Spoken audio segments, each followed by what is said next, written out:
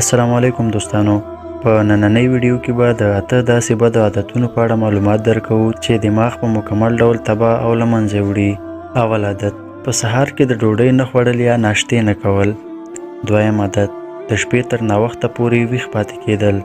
دریم عادت: د حد نه زیات د خوږو شیانو خوړل. څلورم عادت: په سهار کې د وختي پاڅېدو پر ځای تر ناوخته پورې ویده کېدل. پنځم عادت: د ډوډۍ د خوړلو په وخت کې د تلویزیون، کمپیوټر یا موبایل استعمالول.